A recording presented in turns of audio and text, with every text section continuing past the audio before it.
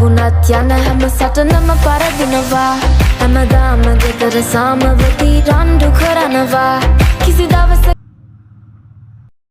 බං ඕ අඩෝ අද නම් මට කොහෙවත් යන්න එන්නේ නෑ බං මම මේ නැන්දලා ගෙදර ඇවිල්ලා තියෙන්නේ